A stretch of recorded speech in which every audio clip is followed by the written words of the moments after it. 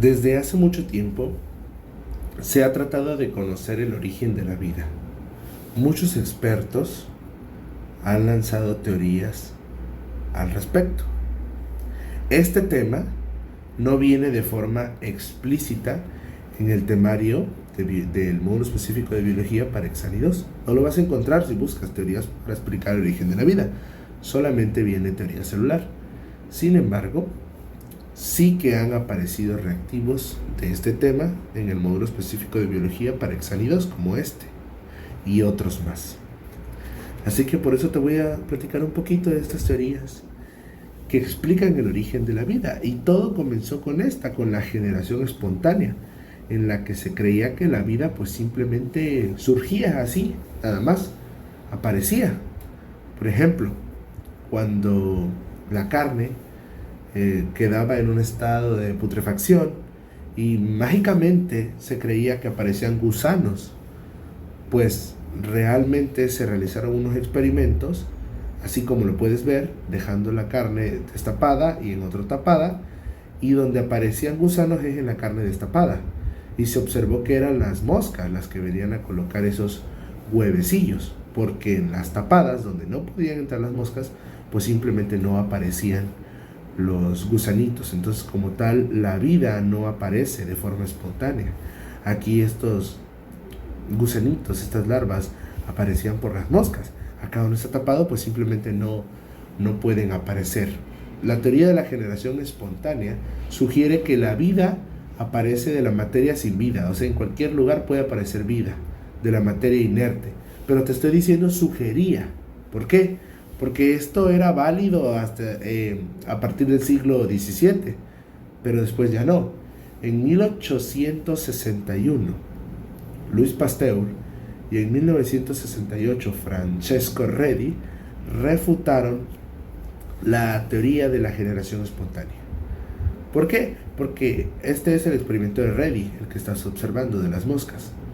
Louis Pasteur hizo otro. Louis Pasteur es muy conocido por la pasteurización. Louis Pasteur en un equipo especial colocó ciertos alimentos y los pasteurizó, o sea, los dejó libres de microorganismos, no había. Entonces uno los dejó libres de microorganismos, pero otros sí logró que todavía tuvieran microorganismos, y entonces pues simplemente estuvo analizando y resulta que donde ya no había microorganismos, pues la vida no podía generarse. Eso es lo que hizo Louis Pasteur. Entonces la refutó, dijo, hey, ¿sabes qué? La vida no aparece de la nada. No es así. Y entonces esta teoría quedó descartada. Se conocía hace muchísimos cientos de años, pero ahorita ya no. Así que fum. Pero la conocemos desde luego porque es parte de la historia, de las teorías para explicar el origen de la vida. Luego tenemos una teoría muy interesante que a mí en lo personal me resulta interesante escucharla siempre que vuelvo a escuchar a alguien hablar de la teoría de la panspermia o leo sobre la panspermia. La verdad se me hace interesante como Svante Arrhenius en 1908 consideró que la vida aquí en la Tierra en realidad viene del espacio o viene de otro lado diferente a la Tierra, y según él se desarrolló a partir de unas esporas muy resistentes que llegaron en tal vez algún meteorito o algún cometa desde el espacio exterior. O sea, que la vida viene de otro lugar. Muy interesante esta teoría de la panspermia. Ahora pasamos con la teoría quimiosintética de Oparin-Haldane, que de hecho esta es la más aceptada al hablar de el origen de la vida. Esta teoría quimiosintética en realidad fue estudiada por separado por Oparin, por Haldane, pero luego, años después, Miller y Urey, unos estadounidenses, también realizaron otros experimentos donde mostraron características interesantes. Voy a empezar con Oparin. Oparin propuso que la vida surgió por las características que tenía la atmósfera primitiva de hace muchísimo tiempo. Esas características de esa atmósfera fueron determinantes, y que la formación de ciertas estructuras que él llamó coacervados, voy a poner por aquí, coacervados, que se refiere a grupos de macromoléculas diversas, pues dieron origen a formas precelulares. Por acá tenemos en este diagrama que estaba disponible en internet. Ok, ¿por qué se llama Oparin Haldane? Porque unos años más tarde, en algunas bibliografías refiere que 4 años después, John Haldane propuso, o sea, después de Oparin, que una atmósfera, no mencionó primitiva, mencionó una atmósfera reductora, una atmósfera pobre de oxígeno realmente, que tenía en realidad altas concentraciones de dióxido de carbono y otros más, así como también, fíjate, vapor de agua, puedes ver aquí, ok, fíjate, descargas eléctricas, hay radiación ultravioleta, fíjate, volcanes, bueno, todas estas características, desde luego, según él, propiciaron la formación de, ¿qué crees?, de moléculas orgánicas complejas, que formaron entonces los primeros seres vivos. Estamos hablando de las células primitivas, de las primeras formas celulares. Ok, hasta ahí se queda la teoría. Después, en 1953, científicos como Miller y Urey realizaron experimentos donde, ¿qué crees?, volvieron a simular todas estas características, porque ahorita nuestra atmósfera pues ya no es así, ya igual ya no tenemos estas características.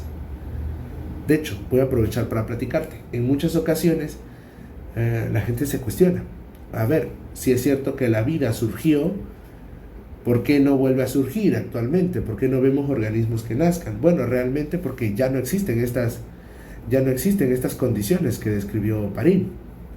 Ya no existen. Entonces, pues la vida realmente ya se formó. En estas condiciones que tuvieron lugar, fueron determinantes, fue una coincidencia hace muchísimos años que lo permitieron. Y entonces te cuento, en 1953, Miller y Urey pues realizaron sus experimentos, entonces recrearon esta atmósfera en sus laboratorios, y ¿qué crees? Después de recrear esto, ¿qué crees? Después de un tiempecito que iniciaron el experimento, sí aparecieron aminoácidos, sí aparecieron sustancias que se consideran ladrillitos para la vida, sí aparecieron moléculas fundamentales para la vida. Y entonces dijeron, hey, entonces sí es posible. Y te repito, la teoría quimiosintética de Oparin Haldane es la más aceptada al hablar del origen de la vida. Yo también acepto, desde luego que sí, al igual que la teoría endosimbiótica de Margulis. Pero también te aclaro, así me gustan mucho, bueno, a mí en lo personal me gustan mucho las películas del espacio, y esta teoría de la panspermia, desde luego que me deleita escucharla. No sé qué opines tú. Terminamos la clase con la teoría endosimbiótica de Margulis. Aquí endo de endocitosis y simbiótica de simbiosis. Endocitosis es un mecanismo por el que las células atrapan con su membrana a otras sustancias para comérselas. Y la simbiosis consiste en una relación en la cual los organismos se ayudan para sobrevivir. Esta teoría endosimbiótica de Margulis, de Lynn Margulis, es una teoría reciente, más o menos 1966, 1970 aproximadamente, que fue cuando una revista aceptó publicar los avances de las investigaciones de Margulis, aproximadamente en esos años. Entonces, la bióloga Lynn Margulis, aquí tenemos su imagen, propuso un mecanismo para explicar cómo es que se dio el paso de los procariontes a los eucariontes. Se sabe bien que los procariontes son unas células que no tienen un núcleo definido, además de organelos especializados como la mitocondria, pero los eucariontes sí. Entonces, la teoría endosimbiótica explica el origen de los organelos como mitocondrias y cloroplastos. ¿Qué dice esta teoría? Bueno, que células procariotas, fíjate, aquí las tenemos, procariotas, se combinaron entre ellas para formar eucariotas. Y esto es interesante cuando analizamos el tamaño de una célula eucariota y de su mitocondria, que es muy pequeño, pero la mitocondria tiene un tamaño similar al de las bacterias. O sea, sí podría ser que sí podría ser que una célula se comió a otra y ahí se quedó y se formó la mitocondria. Claro que sí tiene sentido. Entonces vamos a continuar con esta teoría. Entonces, un procarionte pequeño entraba a otra célula, procarionte también, pero un poquito más grande, como alimento. ¿Y qué crees? No se digería. Al contrario, comenzaba a desarrollar especializaciones que entonces las volvieron dependientes. ¿Cómo así?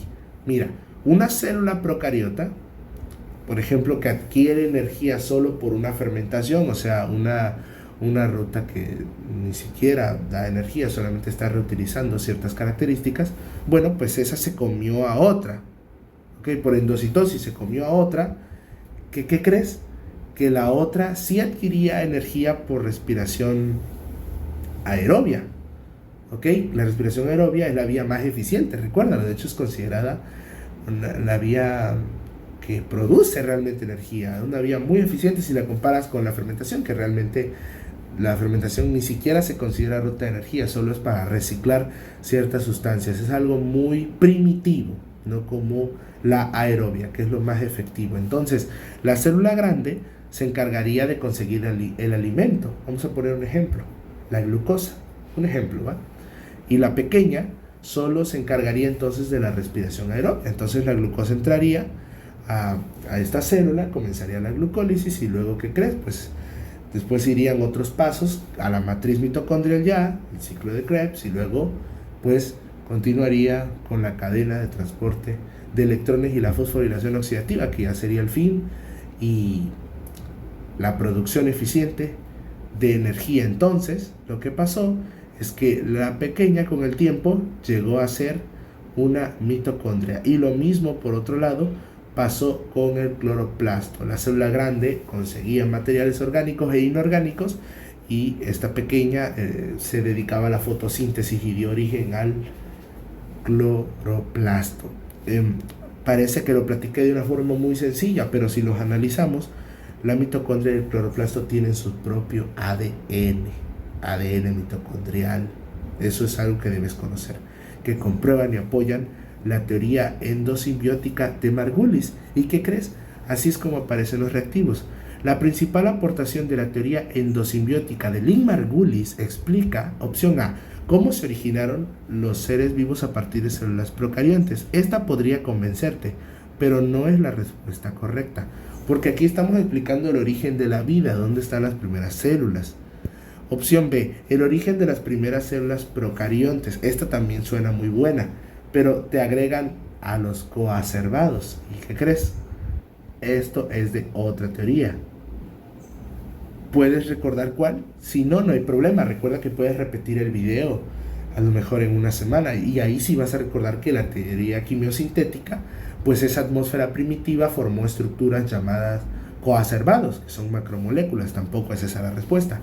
Pero aquí dice la opción C, el origen de las mitocondrias y el cloroplasto en las células eucariontes. Efectivamente, esa es la principal aportación de la teoría endosimbiótica de la bióloga Lynn Margulis, que en paz descanse.